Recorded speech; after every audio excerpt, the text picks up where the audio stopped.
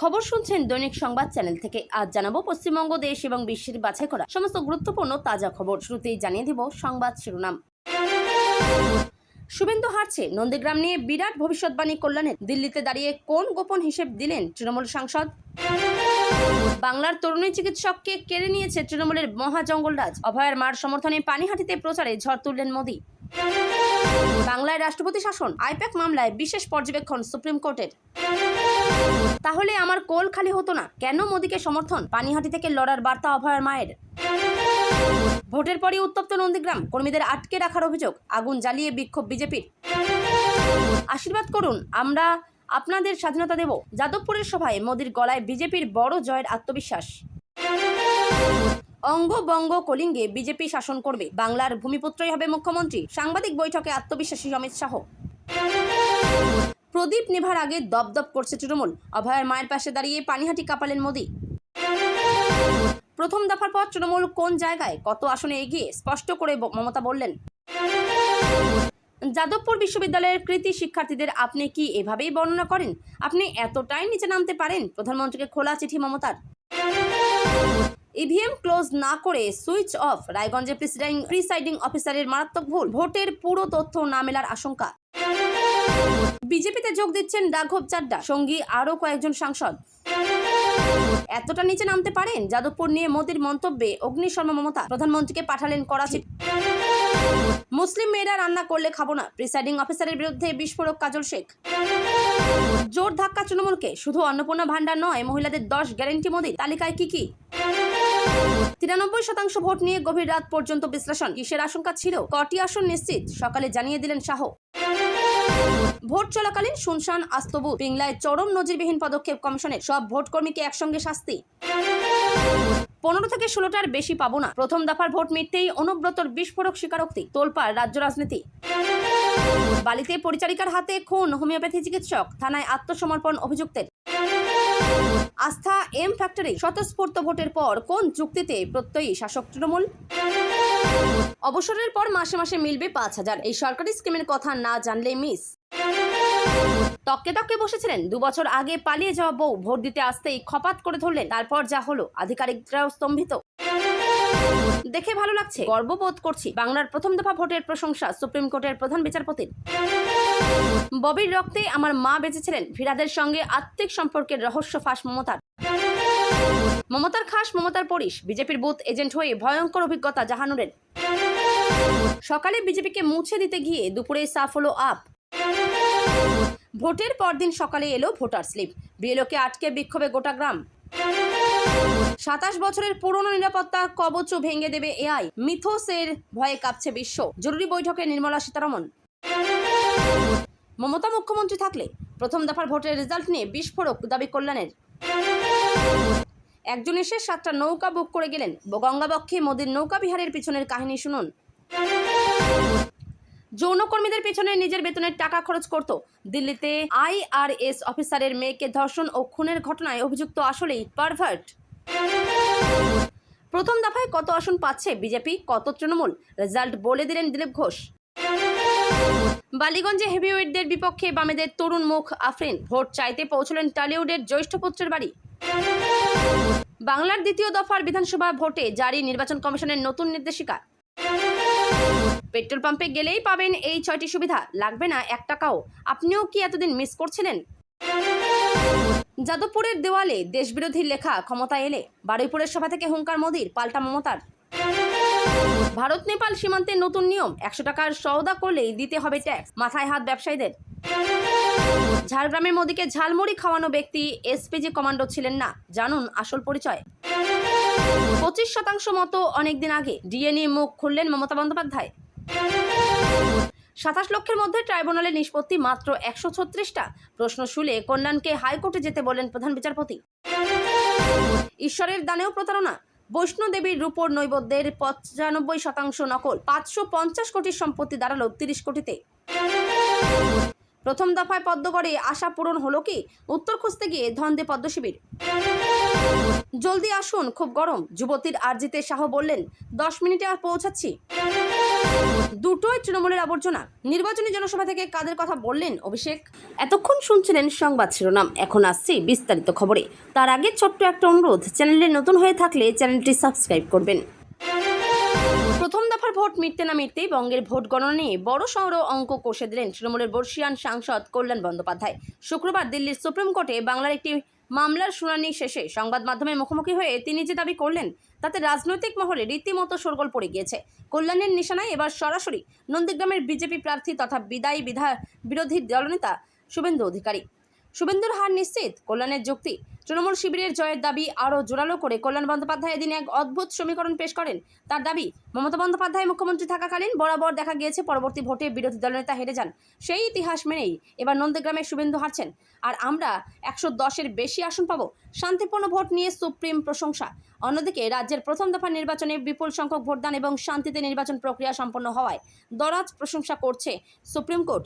শুক্রবার এসআইআর মামলার শুনানিতে প্রধান বিচারপতি সূর্যকান্ত এবং বিচারপতি জয়মাল্য বাগচির বেঞ্চ জানায় নির্বাচন কমিশন প্রশংসনীয় কাজ করেছে। বাংলার বিধানসভা নির্বাচনের আবহে পানিহাটিতে নির্বাচনী জনজোয়ারে দাঁড়িয়ে শাসক দল তৃণমূল কংগ্রেসকে কড়া ভাষায় আক্রমণ করলেন প্রধানমন্ত্রী নরেন্দ্র মোদী। আজিকর কাণ্ডে নিহত চিকিৎসকের মা রত্না দেবনাথের সমর্থনে এদিন জনসভা করেন তিনি। জয় মা কালী ও ভারত মাতা কি জয় স্লোগানে ভাষণ শুরু করে প্রধানমন্ত্রী বলেন, তৃণমূল আজ শেষ হয়ে গিয়েছে। এই লড়াই এখন আর রাজনীতি নয়, বরং বাংলার সাধারণ মানুষ বনাম মমতার লড়াইয়ে পরিণত হয়েছে। প্রথম দফার ভোটে 92% মানুষের অংশগ্রহণের প্রশংসা করে তিনি দাবি করেন, গতকালের চিত্র দেখেই ঘাবড়ে গিয়েছে তৃণমূল। আর এই বিপুল ভোটদান বাংলায় আসল পরিবর্তনের ওপর সিলমোহর। প্রধানমন্ত্রী এদিন অত্যন্ত আবেগপ্রবণভাবে আরজিকর কাণ্ডের উল্লেখ করে তৃণমূল সরকারকে নারী বিরোধী এবং জঙ্গল রাজ্যের পৃষ্ঠপোষক বলে অভিহিত করেন। তিনি বলেন, বাংলার তরুণী চিকিৎসককে কেড়ে নিয়েছে তৃণমূলের মহা জঙ্গলরাজ। মার কোল থেকে মেয়েকে ছিনিয়ে নেওয়া হয়েছে, অথচ সেই তৃণমূলই অভয়ের মাকে গালে দিতেও ছাড়েননি।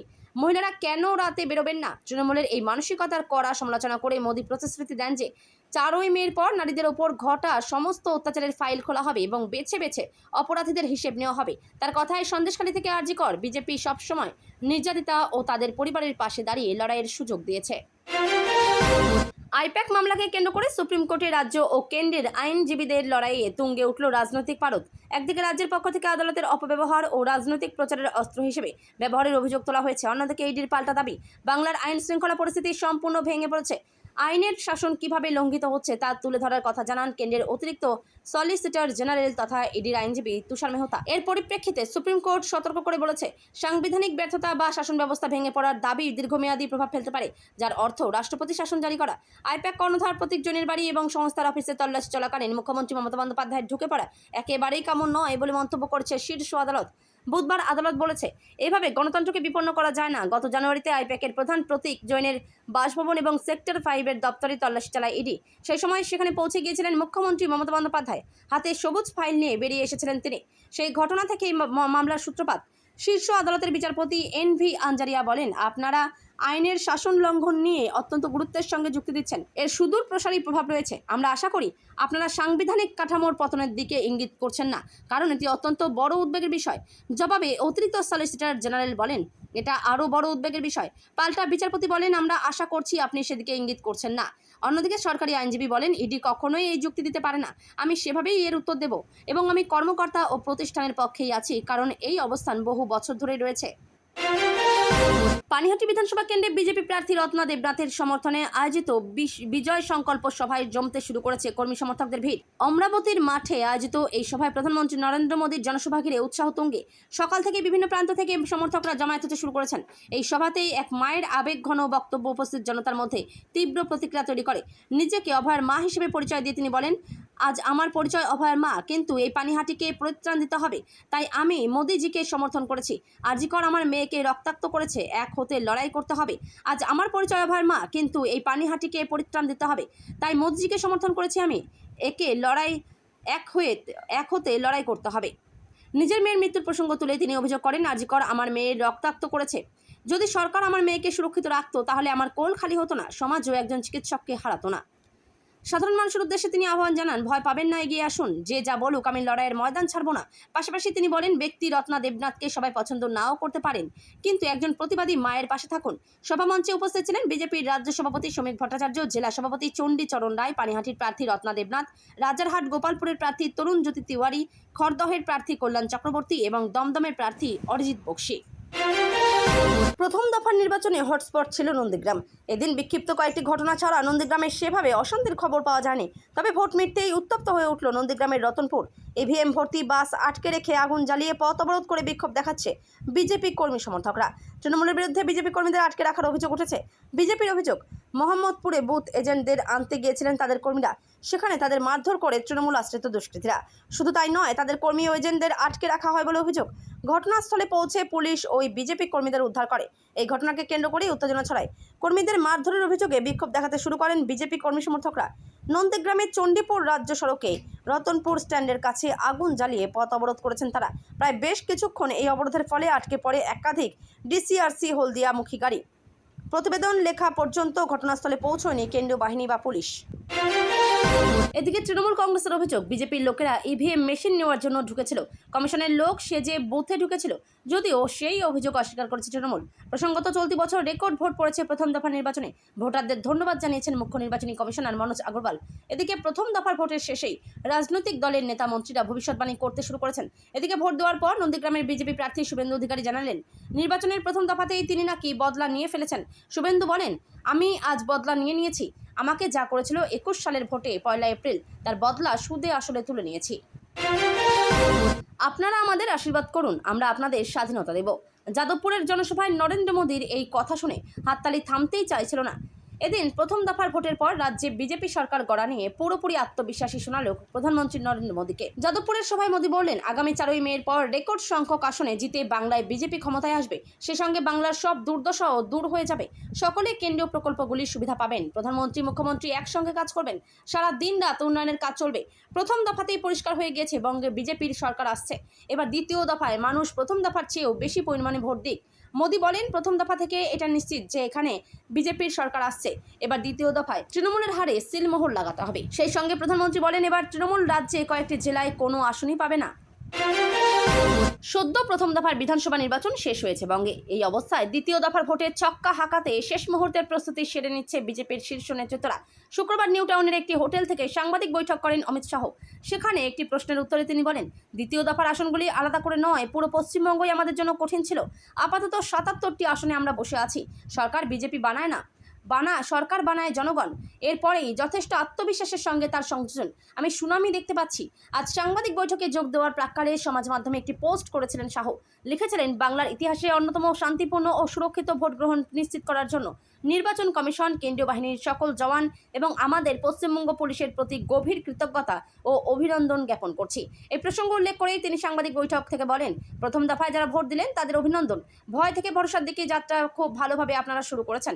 কেন্দ্রীয় বাহিনীর জওয়ান, নির্বাচন কমিশন এবং রাজ্য পুলিশকে অভিনন্দন, কারণ বহু যুগ পরে পশ্চিমবঙ্গের ভোটে কোনো মৃত্যু হয়নি। শাহের আত্মবিশ্বাস, এবার 152টির মধ্যে 110টির বেশি আসনে বিজেপি জয়লাভ করবে। তার কথায় 5 তারিখের পর অঙ্গবঙ্গ কলিঙ্গে বিজেপির শাসন প্রতিষ্ঠিত হবে। সারা রাত ধরে আমরা বিশ্লেষণ করে দেখেছি তার হুঙ্কার। আমি মমতা বন্দ্যোপাধ্যায়কে বলতে চাই, 5 তারিখের পর বাংলা মাধ্যমে পড়া, বাংলায় জন্ম নেওয়া বাঙালি পশ্চিমবঙ্গের পরবর্তী মুখ্যমন্ত্রী হবেন। 2026-এর বঙ্গ নির্বাচনের প্রথম দফার ভোট মিটতেই রাজনীতির পারদ এখন আকাশ ছোঁয়া। শুক্রবার পানিহাটি বিধানসভা কেন্দ্রের বিজেপি প্রার্থী রত্না দেবনাথের হয়ে ভোট প্রচারে এসে রাজ্যের শাসক দলকে কার্যত ধুয়ে দিলেন প্রধানমন্ত্রী নরেন্দ্র মোদী। আরজিকর কাণ্ডে নিহত চিকিৎসকের মা রত্না দেবনাথকে পাশে নিয়ে প্রধানমন্ত্রীর বার্তা, তৃণমূল পাগল হয়ে গেছে, নেভার আগে প্রদীপ এভাবেই জ্বলে ওঠে। পানিহাটির জনসভা থেকে আত্মবিশ্বাসী প্রধানমন্ত্রী সরাসরি সরকার গড়ার ভবিষ্যৎবাণী করেন। তিনি বলেন, আগামী 4 মে ফল বেরোনোর পর বাংলায় বিজেপি সরকার তৈরি হবে। পিএম এবং সিএম একসঙ্গে মিলে দিনে রাতে বাংলার উন্নয়ন করবে। তৃণমূলের গুন্ডা বাহিনীকে কড়া হুঁশিয়ারি দিয়ে তিনি আরও অভিযোগ করেন, নিভে যাওয়ার আগে প্রদীপ দপদপ করে। তৃণমূলের অবস্থাও ঠিক তেমনই। ফল বেরোনোর পর গুন্ডাদের পালানোর জায়গা মিলবে না। মোদীর এই ভবিষ্যৎবাণীকে বিন্দুমাত্র আমল দিতে নারাজ তৃণমূল শিবির। এদিন হাওড়ার সভা থেকে মমতা বন্দ্যোপাধ্যায় পাল্টা তোপ দেখে বলেন, 4 তারিখ রেজাল্ট বেরোবে, তখন দেখবেন জ্বলবেন আর লুচির মতো ফুলবেন। অন্যদিকে তৃণমূলের সর্বভারতীয় সাধারণ সম্পাদক অভিষেক বন্দ্যোপাধ্যায় আত্মবিশ্বাসী সুরে দাবি করেছেন, 5 দিন পর বিজেপি ভোকাট্টা হয়ে যাবে, ওদের আর দেখতে পাওয়া যাবে না। 152টি আসনে প্রথম দফার ভোট শেষ। এবার শুরু হলো ফলাফলের হিসেব নিকেশ। বিক্ষিপ্ত অশান্তির মধ্যেও বিধানসভা নির্বাচনের প্রথম দফায় ভোট হলো শান্তিতেই। লাইনে দাঁড়িয়ে ভোটাধিকার প্রয়োগ করলেন রেকর্ড সংখ্যক ভোটার। ভোট কেন্দ্রের বাইরে জটলা, দাদাগিরি, বাইক বাহিনীর দাপট কোনো কিছুই দেখা গেল না। কোথাও কোনো অভিযোগ উঠলেই সঙ্গে সঙ্গে তৎপর হলো পুলিশ, কেন্দ্রীয় বাহিনী। এর মাঝে কিছু অশান্তির ছবিও সামনে এলো। দক্ষিণ দিনাজপুরের কুমারগঞ্জে তাড়া করে মারধর করা হলো বিজেপি প্রার্থী শুভেন্দু সরকারকে। আসানসোলে বিজেপি প্রার্থী অগ্নিমিত্রা পালের কনভয়ের গাড়ির কাজ ভাঙা হলো। মুর্শিদাবাদের নওদার তৃণমূলের সঙ্গে তুমুল বচসা এবং ধস্তাধস্তিতে জড়ালেন হুমায়ুন কবির। এর মধ্যে অনেকেরই প্রশ্ন, এই ভোটদানের এই বিরাট হার কিসের ইঙ্গিত? প্রথম দফার পরই কে কোথায় দাঁড়িয়ে তা নিয়ে নিজেদের মতো করে হিসেব নিকেশ শুরু করে দিয়েছে রাজনৈতিক দলগুলি। কিন্তু কি বললেন তৃণমূল কংগ্রেস সুপ্রিমো? বিজেপিতে যোগ দিচ্ছেন আপের রাজ্যসভার সাংসদ রাঘব চাড্ডা। আজ সাংবাদিক সম্মেলন করে তিনি আম আদমি পার্টি থেকে তার পদত্যাগের ঘোষণা করেছেন। রাঘব আরও জানান যে আপের 2/3 সাংসদ বিজেপি যোগ দেবেন। তিনি বলেন যে আম আদমি পার্টি যে আদর্শ ও মূল মূল্যবোধের জন্য প্রতিষ্ঠিত হয়েছিল তা থেকে এটি সম্পূর্ণভাবে বিচ্যুত হয়েছে। তিনি আর তার অবস্থান ব্যাখ্যা করে বলেন, আমি আম আদমি পার্টি ছেড়ে জনগণের দিকে যাচ্ছি। একটি বুদ্ধিদীপ্ত ও সরাসরি মন্তব্যে রাঘব চাড্ডা নিজেকে ভুল দলের সঠিক ব্যক্তি হিসেবে বর্ণনা করেছেন। তিনি বলেন, দলের মধ্যে তিনি দমবন্ধ অনুভব করছিলেন, কারণ এর বর্তমান রূপটি আর তার মূল নীতির সঙ্গে সামঞ্জস্যপূর্ণ নয়। চাড্ডা বলেন যে এএপির 2/3 বেশি রাজ্যসভার সাংসদ আমার সঙ্গে আছেন এবং ইতিমধ্যেই স্বাক্ষর করেছেন। জানা যাচ্ছে হরভজন সিং, স্বাতি মালিওয়াল, রাজেন্দ্র গুপ্ত, সন্দীপ পাঠক, বিক্রমজিৎ সাহানি এবং অশোক মিত্তাল সহ বেশ কয়েকজন নেতা রাঘব চাড্ডার সঙ্গে বিজেপিতে যোগ দিচ্ছেন। রাজ্যসভায় আপের 10 জন সাংসদ রয়েছেন, যার মধ্যে 7 জন পাঞ্জাব থেকে এবং 3 জন দিল্লি থেকে। ভুল দলের সঠিক ব্যক্তি সন্দীপ পাঠক এবং অশোক মিত্তালের সঙ্গে একটি সাংবাদিক সম্মেলনে ভাষণ দিতে গিয়ে আপ সাংসদ রাঘব চাড্ডা বলেন, সিদ্ধান্ত নিয়েছি যে আমরা রাজ্যসভার আপ সদস্যদের 2/3 ভারতের সংবিধানের বিধান ব্যবহার করে বিজেপির সঙ্গে মিশে যাব। তিনি আরও বলেন যে আপকে আমি আমার রক্ত ঘাম দিয়ে লালন করেছি এবং আমার যৌবনের 15 বছর উৎসর্গ করেছি। তা এখন আমার নীতি, মূল্যবোধ এবং মূল নৈতিকতা থেকে বিচ্যুত হয়েছে। এই দলটি আর দেশের স্বার্থ রক্ষা করে না, বরং ব্যক্তিগত লাভের জন্য কাজ করে। গত কয়েক বছর ধরে আমার মনে হয়েছে আমি ভুল দলের সঠিক ব্যক্তি ছিলাম। তাই আজ আমি ঘোষণা করছি যে আমি আপ থেকে নিজেকে আলাদা করে জনগণের কাছাকাছি চলে যাচ্ছি।